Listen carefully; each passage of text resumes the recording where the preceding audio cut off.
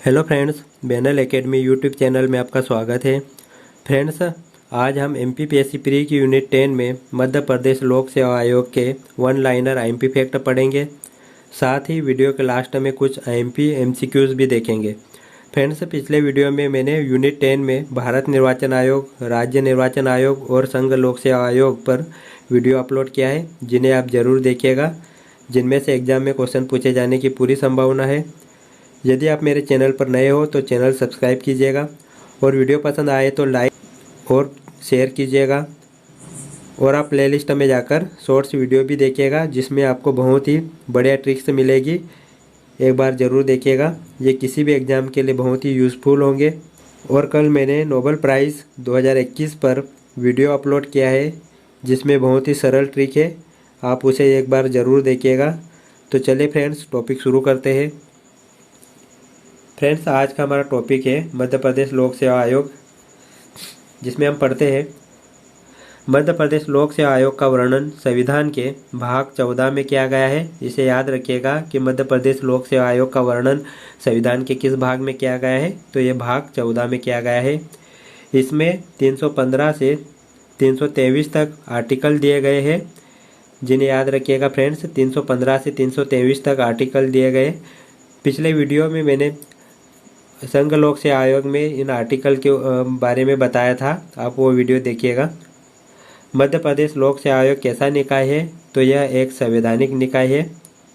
Friends, याद रखिएगा कि मध्य प्रदेश लोक सेवा आयोग एक संवैधानिक, क्योंकि इसका उल्लेख संविधान के भाग 14 में किया गया है, जिसमें 315 से 323 तक अनुच्छेद दिए गए हैं। इस कारण यह एक संवैधानिक निकाय कहलाता है। आगे हम इसमें इसके अध्यक्ष और सदस्यों के पद के बारे में देखते हैं। मध्य प्रदेश लोक सेवा आयोग में एक अध्यक्ष व अन्य सदस्य होते हैं। यहाँ पर आप नोट करके याद रखिएगा कि सदस्यों की संख्या का संविधान में उल्लेख नहीं किया गया है। यह उस राज्य के राज्यपाल पर निर्धारित करता है कि वह कितने सदस्यों को अपॉइंट करेगा। याद रखिएगा कि यह उस राज्य के राज्यपाल पर निर्धारित करता है कि वह कितने सदस्यों को अपॉइंट करेगा। फ्रेंड्स, अब हम इनके नियुक्ति के बारे में देखते हैं।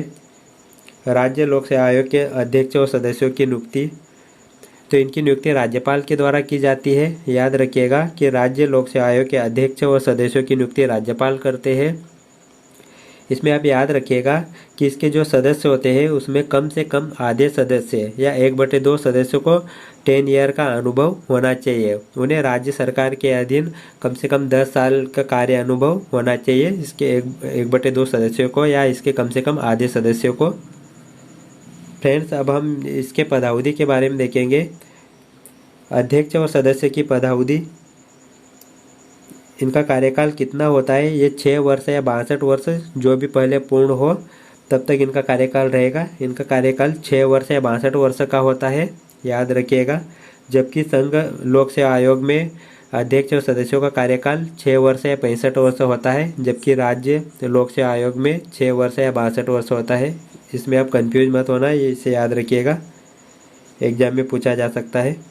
फ्रेंड्स, अब हम देखेंगे कि राज्य लोक सेवा आयोग के अध्यक्ष या सदस्यों को किस आधार पर हटाया जाता है, इनका निष्कासन या पदमुक्ति किस आधार पर या किसके द्वारा किया जाता है। तो अध्यक्ष और सदस्यों का निष्कासन या पदमुक्ति राष्ट्रपति के द्वारा की जाती है। ये एक आईएमपी फैक्ट, इसे याद रखिएगा कि इसमें इनका निष्कासन या पदमुक्ति राष्ट्रपति के द्वारा की जाती है, जबकि इनकी नियुक्ति राज्यपाल के द्वारा की जाती है। याद रखिएगा, यहाँ पर आप कंफ्यूज मत होना, ये बहुत ही आईएमपी फैक्ट है कि राज्य लोक सेवा आयोग के अध्यक्ष व सदस्यों की नियुक्ति राज्यपाल के द्वारा की जाती है, जबकि इनके निष्कासन या इनको पद मुक्ति राष्ट्रपति के द्वारा की जाती है। यह आईएमपी फैक्ट है, इसे याद रखिएगा। इसमें भी कुछ शर्तें दी गई है कि इन्हें किस आधार पर हटाया जाता है। तो इसमें दिया गया है कि जिस प्रकार यूपीएससी के अध्यक्ष व सदस्यों को हटाया जाता है, अर्थात उन्हें कैसे हटाया जाता था, उन्हें साबित कदाचार असमर्थकता के आधार पर हटाया जाता है। और साथ ही सुप्रीम कोर्ट की जांच के बाद, अगर सुप्रीम कोर्ट की जांच में साबित हो जाता है, सुप्रीम कोर्ट की जांच के बाद ही हटाया जा सकता है। तो याद रखिएगा फ्रेंड्स, इन्हें निष्कासन या पदमुक्त राष्ट्रपति के द्वारा किया जाता है, जबकि नियुक्ति राज्यपाल के द्वारा होती है। आगे बढ़ते हैं फ्रेंड्स। अब हम राज्य लोक सेवा आयोग के अध्यक्ष और सदस्यों के वेतन भत्ते या पेंशन के बारे में देखेंगे। तो इन्हें वेतन भत्ते राज्य की संचित निधि पर भारित होते हैं। याद रखिएगा कि राज्य लोक सेवा आयोग के अध्यक्ष और सदस्यों के वेतन भत्ते राज्य की संचित निधि पर भारित होता है। अब राज्य लोक सेवा आयोग के कार्य कौन कौन से होते हैं जिन्हें हम पढ़ेंगे। इसके कार्य यह सिविल सेवा में भर्ती करवाता है, जैसे कि MPPSC एग्ज़ाम कंडक्ट करवाता है।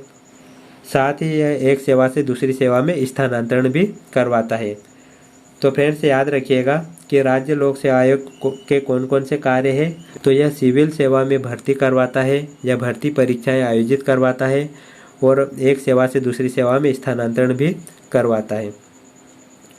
आगे हम देखते हैं, इसमें प्रतिवेदन या रिपोर्ट के बारे में दिया गया है कि राज्य लोक सेवा आयोग अपनी रिपोर्ट राज्यपाल को देता है और राज्यपाल अपनी रिपोर्ट विधानमंडल में पेश करते हैं। इसे याद रखिएगा फ्रेंड्स कि जो राज्य लोक सेवा आयोग होता है वह अपनी रिपोर्ट राज्यपाल को पेश करते हैं। जिस राज्य का राज्य लोक सेवा आयोग होगा वह अपनी रिपोर्ट उस राज्य के राज्यपाल को देता है और राज्यपाल अपनी रिपोर्ट उस राज्य की विधानमंडल में पेश करते हैं। यदि हम समझे कि मध्य प्रदेश लोक सेवा आयोग की बात करें तो मध्य प्रदेश लोक सेवा आयोग का अध्यक्ष अपनी रिपोर्ट राज्यपाल को पेश करेंगे और राज्यपाल उस रिपोर्ट को मध्य प्रदेश विधानमंडल में पेश करेंगे। फ्रेंड्स आगे हम मध्य प्रदेश लोक सेवा आयोग के बारे में कुछ MP फैक्ट देखेंगे। इसमें हम देखेंगे कि इसका गठन मध्य प्रदेश लोक सेवा आयोग का गठन कब किया गया था। तो 1 नवंबर 1956 को राज्य के पुनर्गठन अधिनियम की धारा 118(3) के अनुसार राष्ट्रपति के आदेश द्वारा दिनांक 27 अक्टूबर 1956 के अनुसार किया गया है। इसे याद रखिएगा, काफ़ी MP फैक्ट है और एग्जाम में पूछा भी जा चुका है। इस धारा के बारे में पूछा था, अभी पिछली MPPSC में ही पूछा गया है कि एक राज्य पुनर्गठन अधिनियम की किस धारा के अंतर्गत दिया गया है मध्य प्रदेश लोक सेवा आयोग। तो ये 118 की धारा 3 के अनुसार ये पिछली PSC में पूछा गया है। तो अब इसे याद रखिएगा कि 27 अक्टूबर 1956 को राज्य पुनर्गठन अधिनियम की धारा 118(3) के तहत मध्य प्रदेश लोक सेवा आयोग का गठन किया गया है। वहीं इसके मुख्यालय की बात करें तो मध्य प्रदेश लोक सेवा आयोग का मुख्यालय कहाँ पर है। तो इसका मुख्यालय इंदौर में है। याद रखिएगा, MPPSC का हेडक्वार्टर या मुख्यालय कहाँ पर है, तो ये इंदौर में है। आगे बढ़ते हैं फ्रेंड्स, या MPPSC के प्रथम अध्यक्ष कौन थे। तो प्रथम अध्यक्ष थे DB रेगे। इनका नाम याद रखिएगा, ये एग्जाम में पूछा जाता है कि MPPSC के प्रथम अध्यक्ष कौन थे, तो ये DB रेगे थे। वहीं वर्तमान में MPPSC का अध्यक्ष कौन है, तो वर्तमान में इसके अध्यक्ष हैं राजेश लाल मेहरा है। वर्तमान में MPPSC अध्यक्ष कौन है, तो वर्तमान में MPPSC के अध्यक्ष राजेश लाल मेहरा है। याद रखिएगा फ्रेंड्स, राजेश लाल मेहरा है और ये हम 2021 की बात कर रहे हैं। नेक्स्ट टाइम जब भी आप इस वीडियो को देखें तो आप इसको एक बार गूगल सर्च कर लीजिएगा। इसमें वर्तमान में MPPSC का अध्यक्ष राजेश लाल मेहरा है। आगे बढ़ते हैं फ्रेंड्स, अब हम राज्य लोक सेवा आयोग के कुछ MCQs देखेंगे। इन्हें ध्यान से पढ़िएगा और समझिएगा। क्या राज्य लोक सेवा आयोग का अध्यक्ष या सदस्य अपने कार्यकाल को पूर्ण करने के बाद किसी और पद को धारण कर सकता है। तो इसका आंसर है नहीं कर सकता है। इसे हम समझते हैं। अब यहाँ पर याद रखिएगा कि वह जो राज्य लोक सेवा आयोग का अध्यक्ष होता है वह UPSC के अध्यक्ष या सदस्य बन सकता है। याद रखिएगा कि राज्य लोक सेवा आयोग का जो अध्यक्ष होता है वह UPSC का अध्यक्ष या UPSC का सदस्य बन सकता है, किंतु राज्य लोक सेवा आयोग का जो सदस्य होता है वह राज्य लोक सेवा आयोग या अन्य राज्य लोक सेवा आयोग का अध्यक्ष बन सकता है। याद रखिएगा कि जो राज्य लोक सेवा आयोग का सदस्य होता है वह उसी राज्य लोक सेवा आयोग में या अन्य राज्य के लोक सेवा आयोग में अध्यक्ष बन सकता है। साथ ही वह UPSC का अध्यक्ष या सदस्य भी बनने के लिए पात्र होगा। याद रखिएगा फ्रेंड्स, इसे समझिएगा। इन सब के अलावा ये किसी और पद के कार्यभार को नहीं ले सकते हैं। जो उपरोक्त में मैंने आपको बताया है इसके अतिरिक्त ये किसी और पद के कार्यभार को नहीं ले सकते हैं। इसमें आप नोट करके याद रखिएगा, अध्यक्ष अपना कार्यभार पूर्ण करने के बाद दोबारा नियुक्ति हेतु पात्र नहीं होंगे उसी आयोग में उसी पोस्ट पर। अब इसे समझिए कि जो मध्य प्रदेश लोक सेवा आयोग का अध्यक्ष, समझिएगा इसे, कि मध्य प्रदेश लोक सेवा आयोग का जो अध्यक्ष होता है, जब उसका कार्यकाल पूर्ण हो जाता है, 6 वर्ष या 62 वर्ष पूर्ण हो जाता है, तब वह उसी राज्य में उसी पोस्ट पर, जैसे कि वह पहले अध्यक्ष के पद पर था, तो वह अध्यक्ष दोबारा अध्यक्ष नहीं बन सकता।